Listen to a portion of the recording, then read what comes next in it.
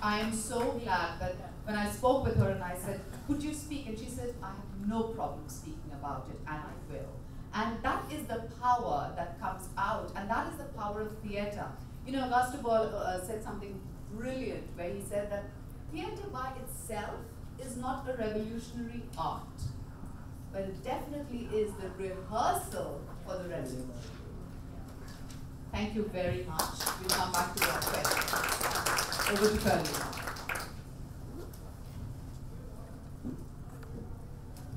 Good morning, everybody. Good morning.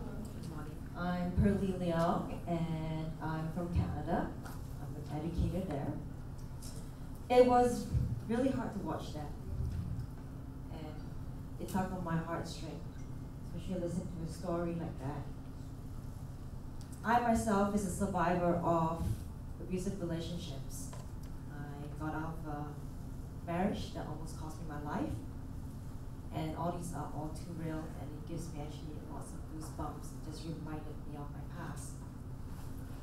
What I'm here to share today is theater is a means of bringing and opening up dialogues. I'm going to kick it up a level a little bit higher and more. I'm in the process of, I just finished my speech on anti-bullying, learning to speak up.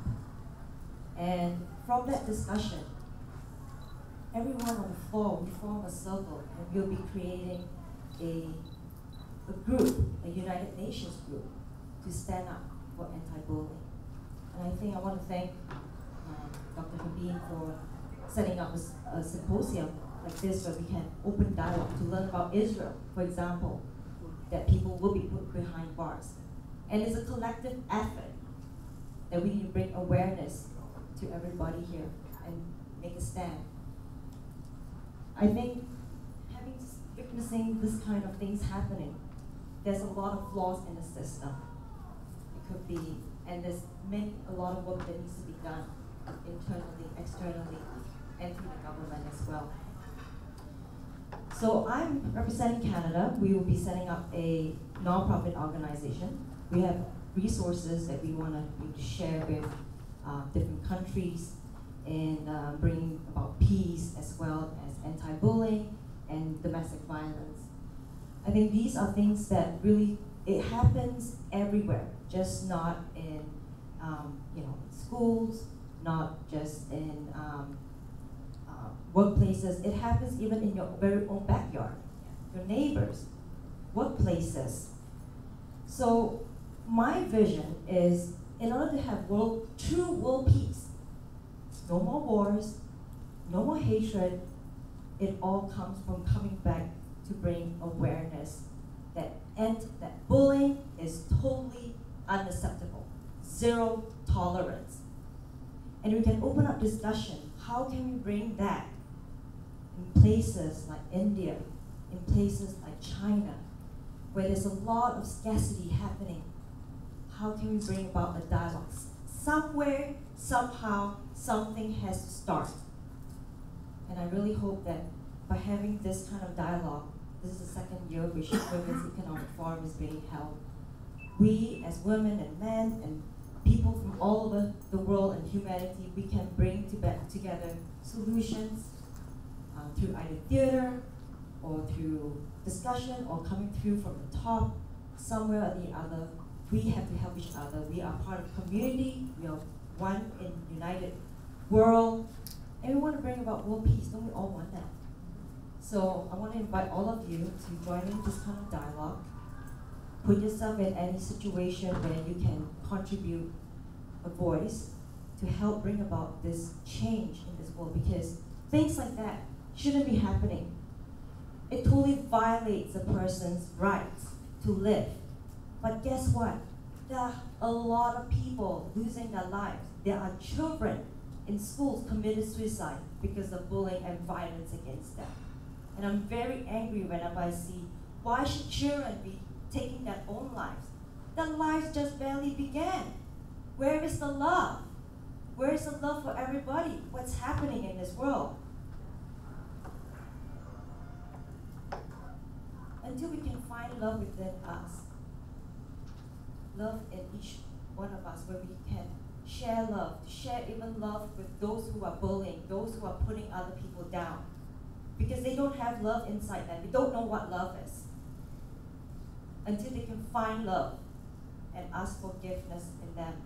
And together we find a solution to create this world a better place. Thank you.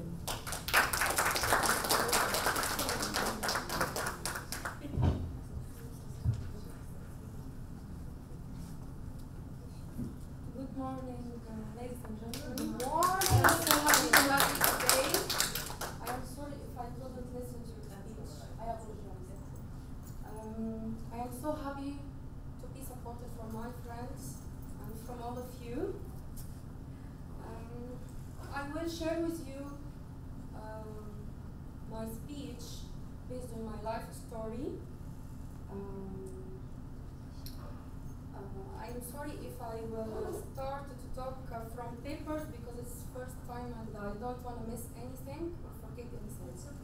Yes. Violence, and please excuse me if my English not so perfect. Just use the, Okay. hold the mic closer to your Yeah. Just lean the mic to the chin, like Yeah, this. keep Put it the here. Don't mic be afraid closer of the to mic. your That's it. It's the only thing you have to think about. I want to tell you that Dr. Kim Conrad yesterday learned me something about physiology, kinesiology. It's how you stand like this and feel that you are a great speaker even for first time in your life. Yes. This is about self-confidence.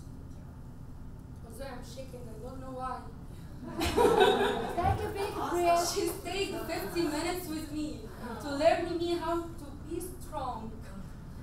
Okay, I'm really strong and even as new. No. Jump for 2 seconds. Jump. Really jump and it really relax. Jump.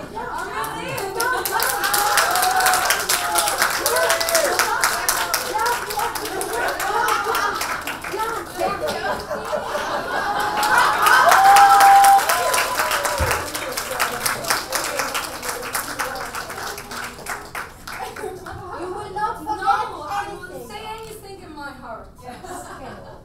I believe that violence against women, it's not only against women, it's against children as well. Women experience many shapes of violence, such as honor crimes, marriage by force, sexual abuse, physical and psychological violence. 1 in every 3 women on this planet experience violence in their life. In her life, sorry. I am a woman who experienced violence for more than 8 years in my life. And all this because of my ex-husband. He is a policeman, and actually he never know how to learn from his mistakes. He kept all the time do mistakes, but not to grow. He do mistakes because he believe he has right for everything to do whatever he want, whenever he need, and he never think about others. And he can be unfair really for everyone on the street, in his job, in his public life, and he never think why he doing this. When I was talking to him, he say, I'm a policeman. What it means, I don't know. You need to protect people, but you needn't to be unfair to people. It was a big issue between us. Even the first person experienced violence, it was me from him. And in our society, in Egypt, they not blaming the one who used violence. They blaming the victim. I don't know how. I really need to tell you that there is something that happens for us not because of us. It happens just because it happens. And we have no business with it. It just happens.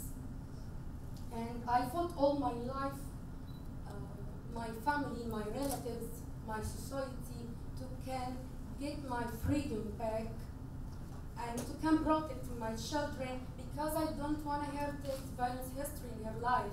Because hopefully one day she will be a mother, and when she is a mother, I don't want to have hatred or violence. I don't want her test or feel hateness in her heart. I just want her know how to feel, to be loved, how to have the power of giving, how to act better for everyone around her, and for every child in this planet. I don't wanna for him any pains, because I really ask myself every day, why my parents continue together in a big lie? Because I ask, is this sacrifice to continue in a big mistake you made from 20 years ago? Is this sacrifice? Because you every day make us suffer. I faced violence in my family. I faced it with my ex-husband, and I couldn't stand it anymore in my life. I can't feel my value among people not learning from their mistakes. We are human beings, yes, but there is something inside our hearts tell us that we belong to God, who is perfect. We need to go so close to perfection and accept our imperfection and our differences among all of us. It's completing our own message. That's how when we unite, we are perfect. Excuse me. I would like to talk about finding gratitude and appreciation is key to resilience. Believe that people who take the time to let things they are grateful for are happier and healthier. Continuing your blessing will bring more blessings to your life. Even if we go through bad times, we need to find things to be grateful for. When we do it, we will have vision for the future. If we don't have vision for the future, we will live in our past. I had to accept my pains these years because I believe that all of that will not last forever.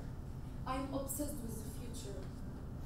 That's why I'm looking forward. Aquarius woman obsessed with the future. I believe as well that not everything that happens for us bring for us only pains. It brings for us big experience to continue and be more stronger, to confess anything later. Our bad times, it's not, I can't see it, it's totally bad. No, it let us learn everyone around us how he looks inside. I came here to this blessed conference and I learned many things about life experiences. Some things added to my life and made me happy more before I came here. I was wondering what's gonna happen to me while I'm alone from my country, but I came here and feel like I'm in my family, in my homesick, and Ogli is the first person, when she knows that I am alone, she told me, no, you are not alone anymore. This word really touched my heart so deeply.